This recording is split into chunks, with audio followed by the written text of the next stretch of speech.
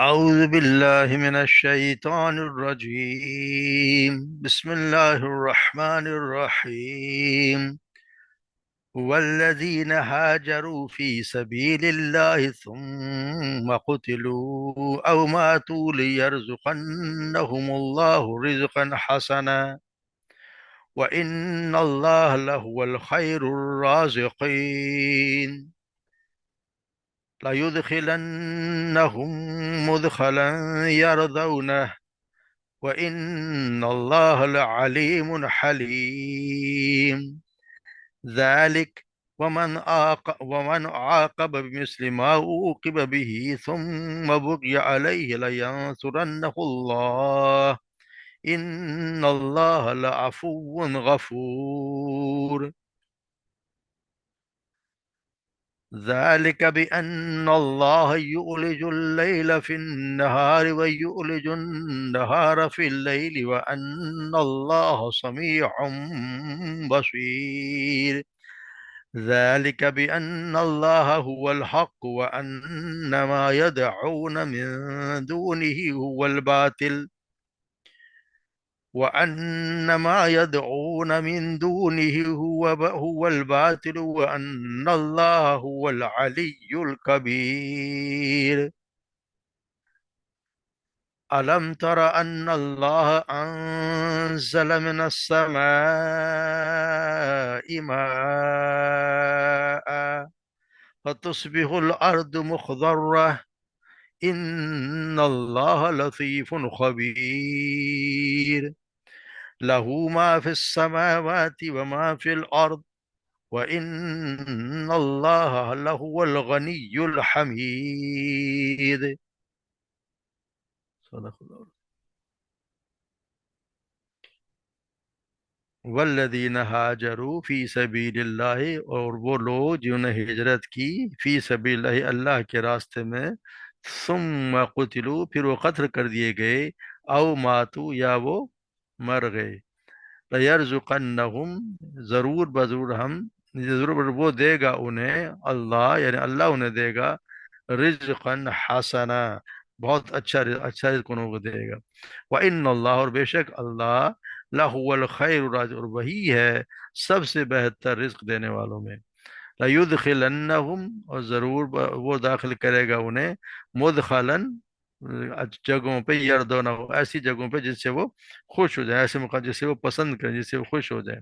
وَإِنَّ اللَّهَ لَعَلِيمٌ حلیم، اور بے شک اللہ علیم ہے یعنی خوب جاننے والا، اور حلیم ہے یعنی بردبار، بہت زیادہ بردبار ہے. ذالک، اسی طرح، ومن عاقب بمثلہ، ومن، اور جو عاقبہ، جس پر عاقب جو ظلم کرے، جو شخص کے وہ بدلہ لے، بمثل، اس کی مثل، ما اوقبہ، جس طرح اس پر جو اس پر ظلم کیا گیا بھی، اس کی اسی طرح، ثم بغی علیہ، پھر زیادتی کی جائے اس پر، لینصرنہ اللہ، تو یقین ضرور بضرور اللہ اس کی مدد کرے گا، ان اللہ لعفو غفور، اور بے شک اللہ تعالی عفو، درگزر کرنے والا ہے، معاف کرنے والا اور بخشنے والا ہے. ذالک بأن اللہ یولج اللیل فی النہار، یہ ہے کہ بے شک اللہ ہی ہے جو نکالنے والا ہے، یولج اللیل یعنی وہ داخل کرتا ہے رات کو، فی النہار دن میں، وہ یولج النہار فی اللیل، اور وہ داخل کرتا ہے النہار دن کو رات میں، وان اللہ، اور بے شک اللہ، سمیع بصیر، خوب سننے والا، خوب دیکھنے والا ہے. ذالک بأن اللہ، اس لیے کہ بأن اللہ، کہ بے شک اللہ، هو الحق، وہی حق ہے، وَأَنَّ مَا يَدْعُونَ مِن دُونِهِ، اور بے شک وہ جنہیں یہ پکارتے ہیں، من دونی، اس کے سوا، هو الباطل، وہ سب باطل ہیں، وَأَنَّ اللَّهَ هُوَ الْعَلِيُّ الْكَبِيرُ، اور بے شک اللہ هو العلی الکبیر، وہی ہے بہت بلند اور بہت بڑا. أَلَمْ تَرَ أَنَّ اللَّهَ، کیا آپ نے نہیں دیکھا، ان اللہ، کہ بے شک اللہ، انزل من السماء، نازل کیا آسمان سے، ماء، پانی، فتصبح الارض مخضرہ، پھر ہو جاتی ہے اس سے زمین مخضرہ، ہری بھری، لہلہاتی ہوئی. ان اللہ لطیف خبیر، بے شک اللہ تعالی لطیف ہے یعنی بہت باریک بھی، اور خبیر، بہت خوب خبر رکھنے والا ہے. وَأَنَّ لَهُ مَا فِي السَّمَاوَاتِ وَمَا فِي، اسی کے لیے جو کچھ آسمان و زمین، جو کچھ زمین میں ہے، وَإِنَّ اللَّهَ، اور بے شک اللہ، لَهُوَ الْغَنِيُّ الْحَمِيدُ، وہی ہے جو غنی ہے یعنی بے پرواہ ہے، اور حمید بہت زیادہ تعریف کے قابل، تعریف والا ہے۔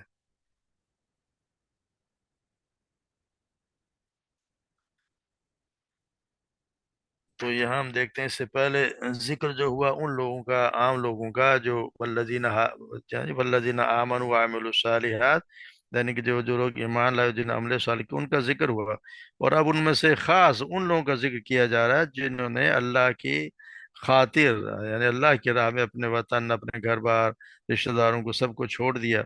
مقصد کیا ہے؟ مقصد یہ کہ ہجرت کی شان اور اس کی فضیلت بیان کرنا ہے۔ یعنی اللہ تبارک یہ فرما رہے ہیں کہ وہ لوگ جنہوں نے گھر بار چھوڑے اللہ کی راہ میں، اور قتل کر دیے گئے، یعنی کہ اگر وہ قتل کر دیے جائے اللہ کی راہ میں، یا لڑائی کے بغیر بھی ومات، اور مر گئے، یعنی لڑائی کے بغیر ہی فوت ہو گئے، اب تو دار الکفر سے ہجرت، یعنی کافر ملک سے ہجرت کر کے اللہ کے راہ میں آئے، ان کے پھر یہ کہ جو قتل ہو گیا، خود بھی بغیر اس کے مارے گئے، ان کا آخرت میں بہت درجات، بہت بلند درجات ان دونوں کے ہی۔ یرزقنہم اللہ رزقا حسنا، اور اللہ تبارک و تعالیٰ انہیں بہت اچھا رزق دیں گے، یعنی کہ ان کو بہت اچھا جنت میں رزق حسن کے ہر صورت میں دیا جائے گا۔ شہداء کو بھی، یعنی کہ وہ سب شہید ہیں یا جو اللہ کے راہ میں مارے گئے، اور جو ویسے ہو گئے، ان کو اللہ تبارک اچھا رزق دیں گے وہاں پہ، جس سے وہ خوش ہو جائیں گے۔ ان اللہ هو الخیر، اور یہی کہنا ہے کہ اللہ تعالیٰ ہی ہے جو خیر الرازقین ہے، یعنی کہ خیر الرازقین یعنی رزق دینے سے مراد ہے کہ جو کچھ لوگ وہ کسی کو، جیسے ہم بھی کسی کو دے دلا دیتے ہیں تو وہ بھی مگر یہ کہ رازق ایک اللہ کی ذات ہی ہے۔ وجہ اس کی ہے کہ اللہ تبارک و تعالیٰ کسی بھی استحقاق کے بغیر رزق دیتا ہے، کسی کا کوئی استحقاق نہیں ہے، کوئی حق نہیں ہے اللہ کے جس سے رزق دے، اور اللہ تبارک و تعالیٰ کسی بھی استحقاق کے بغیر رزق دیتا ہے، مانگے بغیر وہ رزق دیتا ہے، بے حساب دیتا ہے، کسی سے فائدے کی امید یا کسی سے خوف کے بغیر دیتا ہے، اور صرف وہی ہے، یعنی اللہ کی ذات ہی ہے جو اپنے پاس سے دیتی، اس کے سوا کوئی دوسرا اگر دیتا ہے تو اسی کا دیا ہوا دیتا ہے، یعنی جو اللہ نے رزق دیا اسی میں سے دے دیا، تو اصل میں پھر حقیقت میں دیے کہ دینے والا وہی ہے، یعنی اللہ ہی ہے۔ تو سب دینے والوں میں بہتر ان لوگوں کے لحاظ سے فرمایا گیا ہے جو دنیا میں ایک دوسرے کو کچھ دے دیتے ہیں، مگر ان میں کسی میں بھی خیر الرازقین کی صفات جو ہم نے اوپر بیان کی ہیں، کہ جو کسی استحقاق کے بغیر دیتا ہے، بغیر مانگے دیتا ہے، بے حساب دیتا ہے، کسی فائدے کی امید کے بغیر دیتا ہے، کسی کے خوف کے بغیر دیتا ہے، اور صرف اپنے پاس سے دے، کسی میں بھی یہ صفات نہیں ہے، یہ اللہ ہی کی ذات ہے جس میں صفات پائی جاتی ہیں۔ پھر کہنا وَلَيُدْخِلَنَّهُمْ مُدْخَلًا يَرْضَوْنَهُ، پھر وہ اللہ تبارک و تعالیٰ انہیں ایسے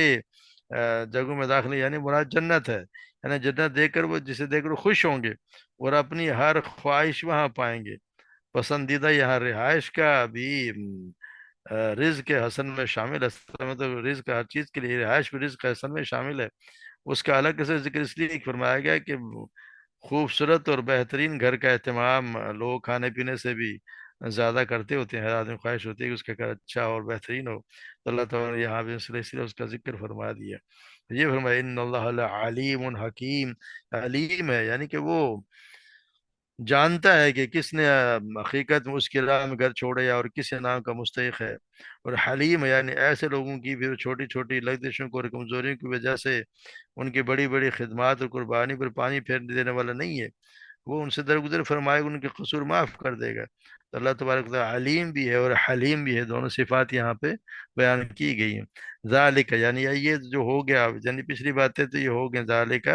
یعنی جو پیچھے جو کامیاب، یعنی ذالک ہم پڑھا ہے کہ دو کلاموں کے درمیان فاصلے کے لیے ہوتا ہے،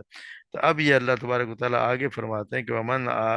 ومن عاقب بمثل ما عوقب به، اور جو شخص اس کا بدلہ لے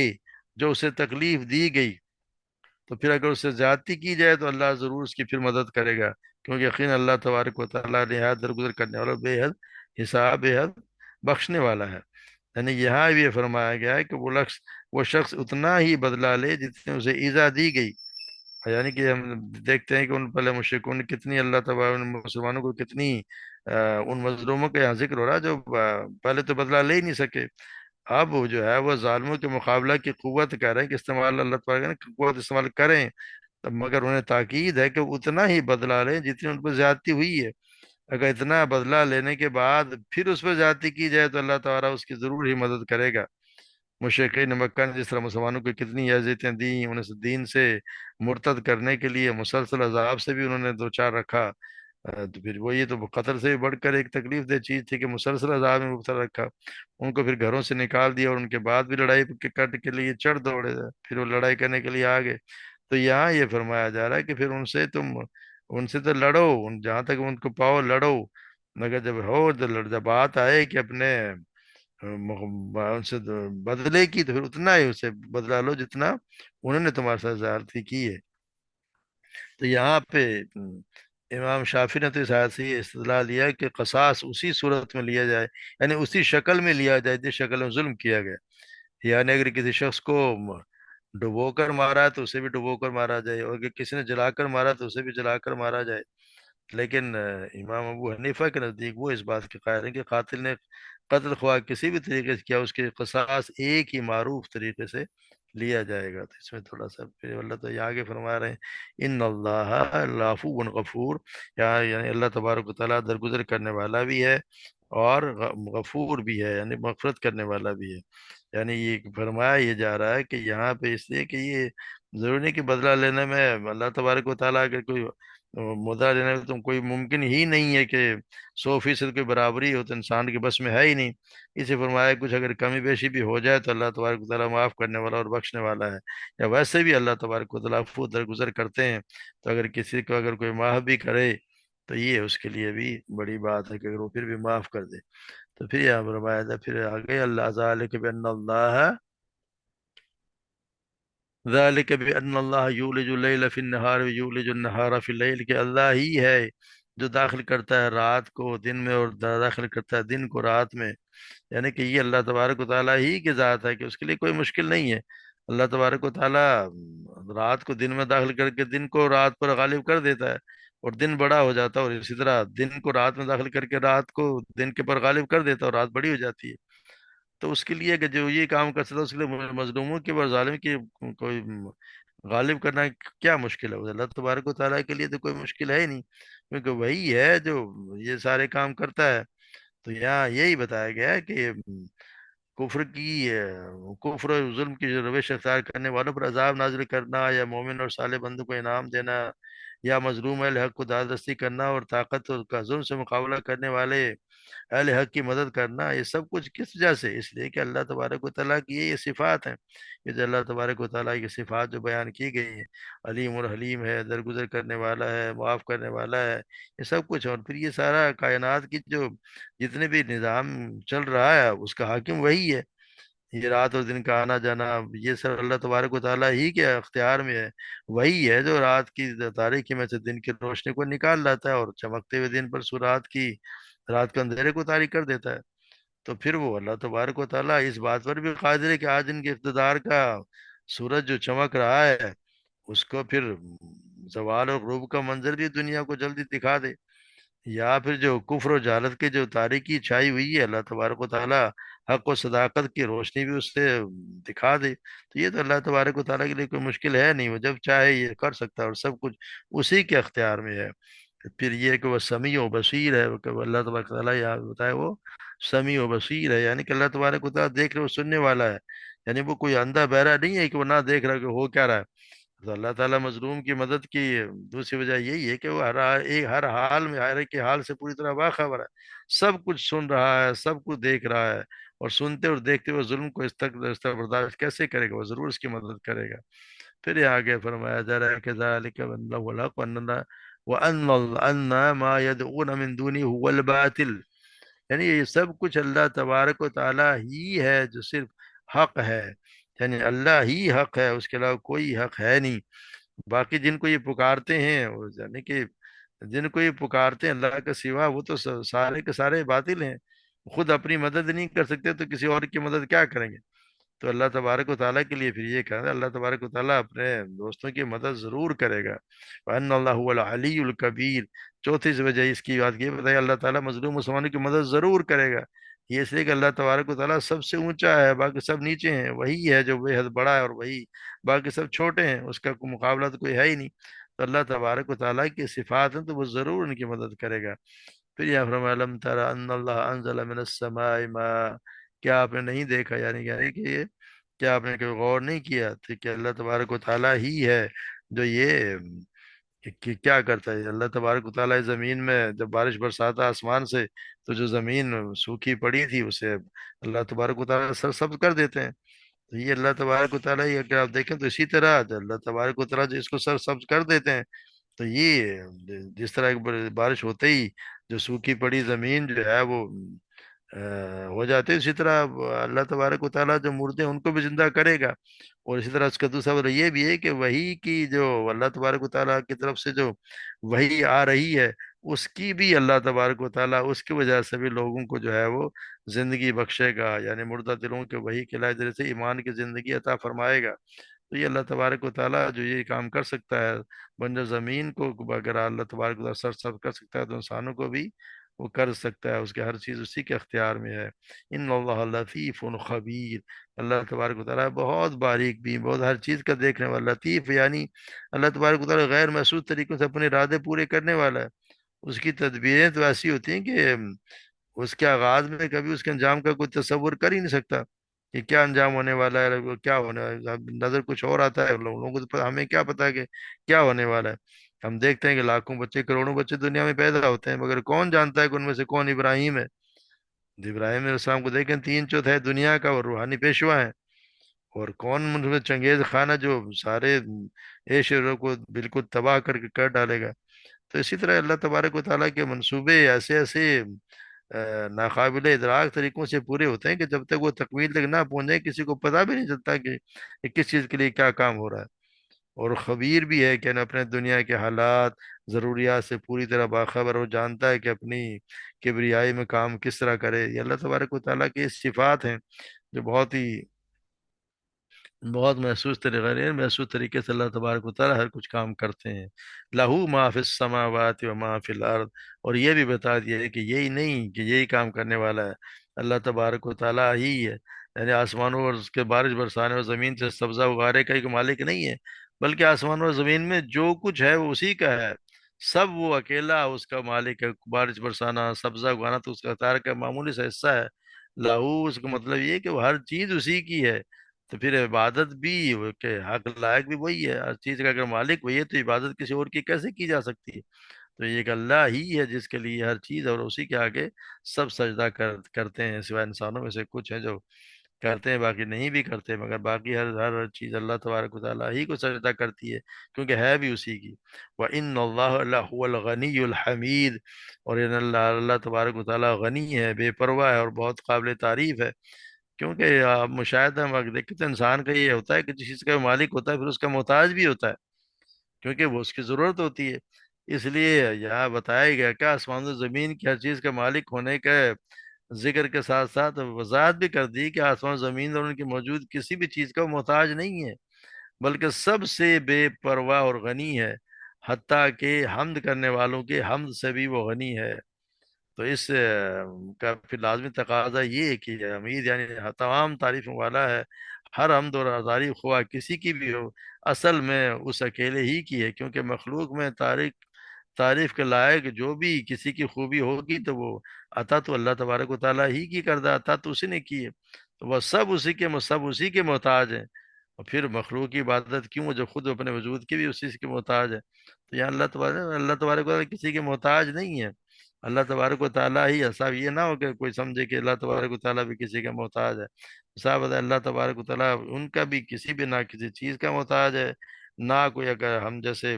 یا کوئی بھی اللہ کی تعریف کرتا ہے تو اس کا کوئی محتاج ہے، نہ کوئی فرشتوں کا، نہ کسی کی مددگار، اللہ کو کسی کو ضرورت ہے، وہ غنی ہے اکیلا اور ہر چیز پر قدرت رکھنے والا ہے۔ اللہ تبارک و تعالیٰ ہمیں صحیح سمجھ عطا فرمائے، اور ہمیں اسی کے مطابق، قرآن کے مطابق زندگی گزارنے کی توفیق بھی عطا فرمائے، اور ہمیں جنت الفردوس میں جگہ عطا فرما دے، اور ان لوگوں سے بچائے جو خود بھی گمراہ ہیں اور دوسروں کو بھی گمراہ کرنے کی کوشش کرتے رہتے ہیں۔ اللہ تبارک و تعالیٰ ہمیں صحیح راستے پہ ہی چلائے۔ وما علینا الا البلاغ۔